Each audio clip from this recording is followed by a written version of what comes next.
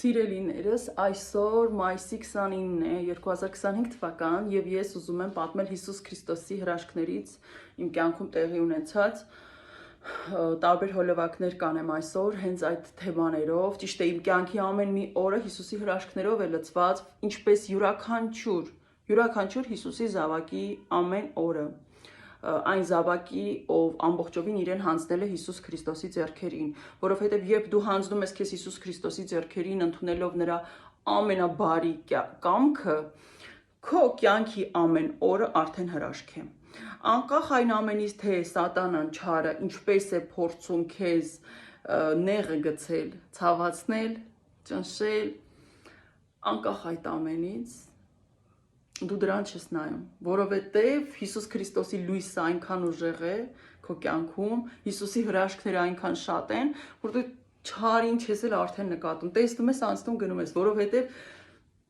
Հիսուսի լույսին ես նայում, Հիսուսին ես նայում, որովհետև Հիսուսը իր հրաշքներով քո կյանքում է եւ դու վայելում ես, դու ապրում ես Տիրոջ տված պարգևներով, շնորհներով, հրաշքներով եւ ուզում եմ ասել, որ միևնույն է,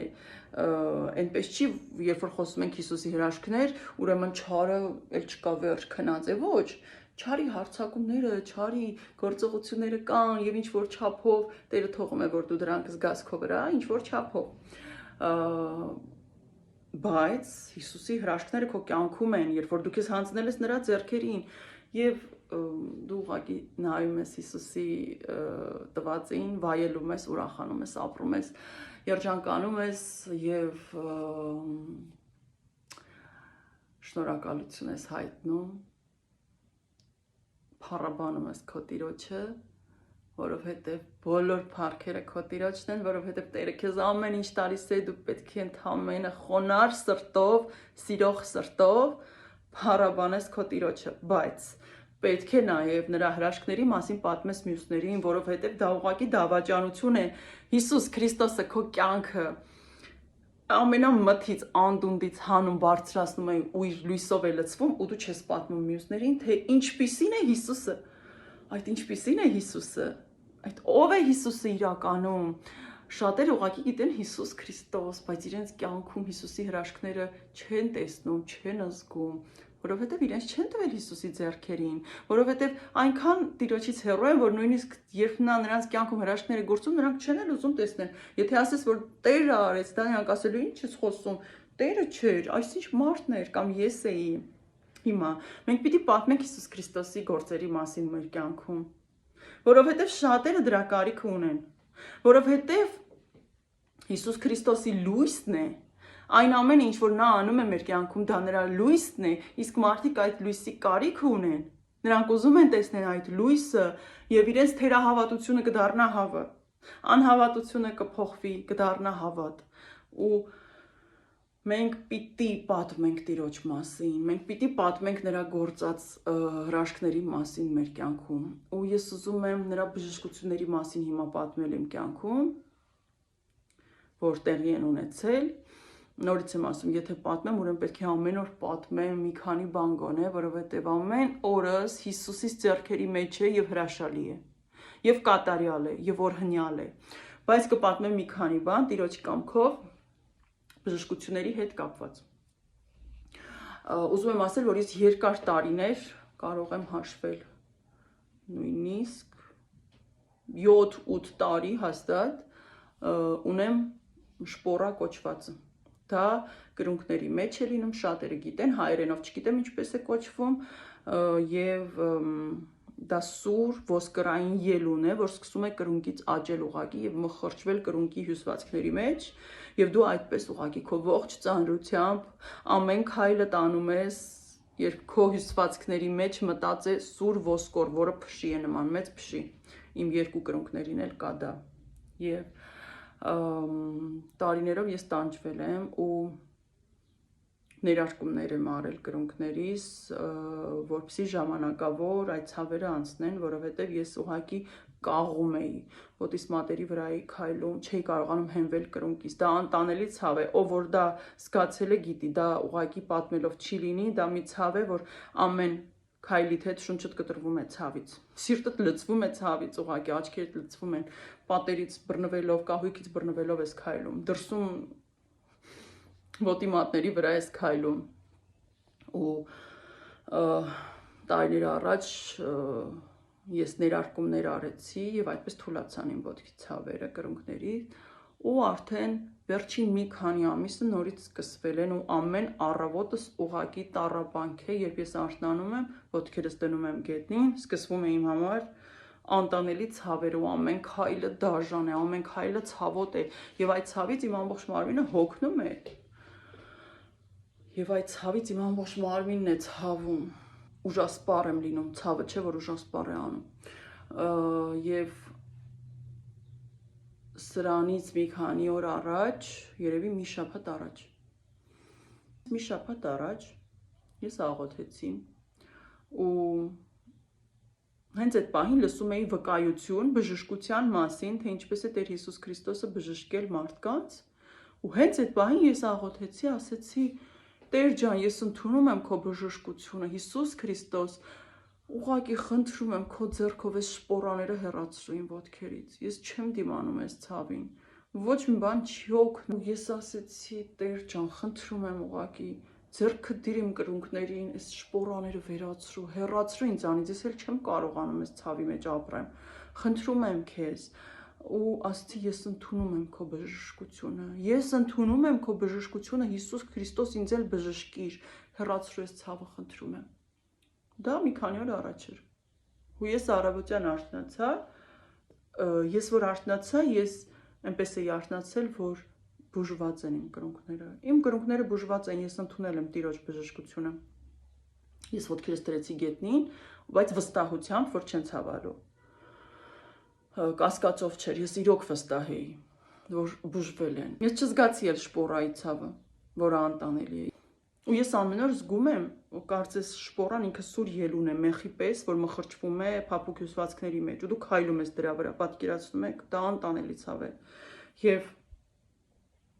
ես կարծես զգացողություն է, որ այդ շպորան չկա։ Այդ սուրը չկա, մաշված է, վերացել է ինչ-որ ձևով։ Այդ ցավը այնքան ուժգին էր, որ իմ մոտ սկսում էր ջերմությունս մարմինից բարձրանում էր, մարմինս հոգնում էր ու դող էր սկսում ցավից, որովհետև ամեն քայլը տառապանք է ուղղակի։ Ու ես այդպես ապրում եմ իմ ամեն օրվա ակտիվ կյանքը, այդ ցավով ապրում եմ ու ապրել եմ երկար։ Ու ամեն օր ես զգում եմ, որ այդ շպորաները ուղղակի չկա։ Ինձ թվում է, որ մաշվել է, հավասարվել է, չկա ուղղակի։ Եվ ես ընդունել եմ Հիսուս Քրիստոսի բժշկությունը մի քանի օր առաջ։ Ես ընդամենը ամբողջ սրտով, հավատով ասել եմ Հիսուս բժշկիր ինձ, խնդրում եմ, ես այս ցավով էլ չեմ ուզում, ես չեմ կարողանում այլևս, ես ընդունում եմ քո բժշկությունը, ձեռքը դիր իմ ոտքերի վրա, իմ շպորաները վերացրու, հեռացրու ինձանից, խնդրում եմ։ Ու վերջ, ես ուղղակի ոչ թե փորձել եմ հավատալ, ես ուղղակի ասել եմ, չկան իմ շպորաները, ես գիտեմ, որ էլ չկա։ Ես ընդունում եմ, դու ինձ բժշկել ես։ Ու արդեն քանի օր է, ես որ քայլում եմ, ես չեմ կասկածում։ Ես ասում եմ, դու ինձ բժշկել ես։ Ես չեմ մտածում, բա որ։ Ես ասում, դու ինձ բժշկել ես, Տեր ջան, եւ ես ընդունում եմ։ Ես ընդունում եմ բժշկությունը։ Ես ուղղակի աղոթեցի այն պահին, երբ որ մարդկանց վկայություն էի լսում, որ բժշկվել էին, պատմում էին, ու ես ինքս այդ պահին կամեցա, ցանկացա, ասի Տեր ջան, ինձ էլ բժշկիր, խնդրում եմ, ձեռքը դիր իմ ոտքի վրա այս ցավացող վերքերից հեռացրու, խնդրում եմ։ Ու ասացի, ես ընդունում եմ քո բժշկությունը, ես ընդունում եմ քո բժշկությունը։ Դուք էլ ասեք Տիրոջը, Հիսուս, ես ընդունում եմ քո բժշկությունը։ Հիմա ես կպատմեմ նաև իմ սրտի մասին։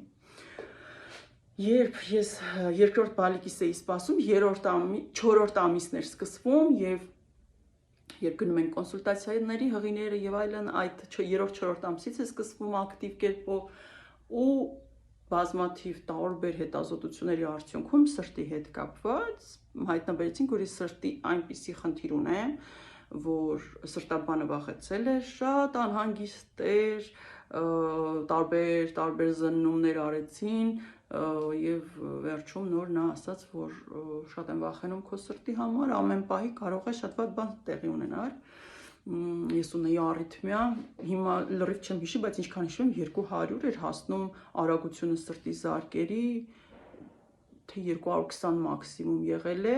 մոտավոր, բայց գիտեմ, որ 200 թե 220 արդեն մահացու է։ Մի խոսքով ամենաբարձր կետին էր հասել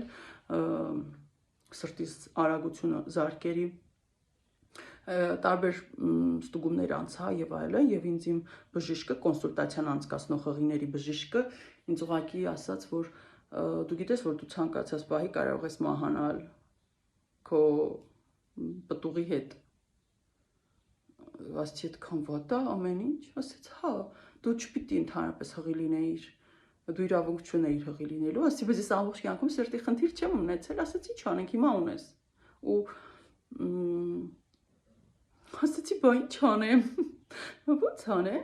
ասես դե սրտաբանի հետ խորհրդակցել ենք, դեղեր եթե խմես, պտուղիդ վրա է շատ վատ ազդելու, եթե չխմես, չի լինի։ Այդպես շատ ցածր դոզա նշանակեցին դեղի, բայց ինձ զգուշացրեցին, որ դա բալիկի վրա շատ վատ կարող ազդի, ու ես չխմեցի այդ դեղերը, ու խմում էի միայն այն ժամանակ, երբ որ սրտի զարկերը արդեն այնքան էին բարձրանում, որ ես ուղղակի շունչս կտրվում էր, չէր հերիքում, ես ուշաթափվում էի։ Մի խոսքով, երբ մենք բժիշկի մոտից դուրս եկանք, ուրիշ բժիշկների մոտ էլ հետազոտվեցի, բոլորն էլ ասացին, որ շատ վախեցնող եւ այնպիսի վիճակ է, որ չեն կարող հսկել, որովհետեւ դա ուղղակի ցանկացած բահի կարող է սիրտի կանգ առաջանալ։ Ու բոլորը, ով որ բժիշկներից զննում էին, ինձ նույն տեղն էին ասում, ամենացածր դոզայով, գոնե, որ կարողանամ պահեմ ինչ-որ մի վիճակ, որ սրտի զարկերը գոնե թույլ լինեն, մշտական, մի քիչ թուլանան, բայց հետն էլ նշում էին, որ բալիկին վատ կլինի, ու ես չէի խմում, միայն ծայրահեղ վիճակում։ Ես դուրս եկանք բժիշկի մոտից, ես միայն ասացի, որ ես չեմ մահանալու, Հիսուսը ինձ բուժելու է։ Ու այդ ժամանակ ես Հիսուսին դեռ չէի ճանաչել այնպես, ինչպես ճանաչում եմ հիմա։ Ես Հիսուսի ուժը, ես Հիսուսի ճշմարտությունը, ես Հիսուսի հոգին, Սուրբ հոգին, ես Հիսուսի ներկայությունը, հրաշքները, ես Հիսուսին չէի ճանաչել այնպեսին, ինչպեսին որ նա կար։ Իր ողջ զորությամբ, իր ողջ կատարելությամբ, իր ողջ լույսով։ Ես չէի ճանաչել Հիսուսին դեռ, բայց մի ամբողջ կյանք ես ապրում էի նրանով, որ Հիսուս Քրիստոսն իմ Աստվածն է, նա իմն է, ես ինչքան էլ սխալվում էի, մոլորվում էի, միևնույն է, ես Հիսուսով էի ու հավատով էի շատ։ Իսկ հիմա հավատով չեմ, դա հավատ չի։ Դա ուղղակի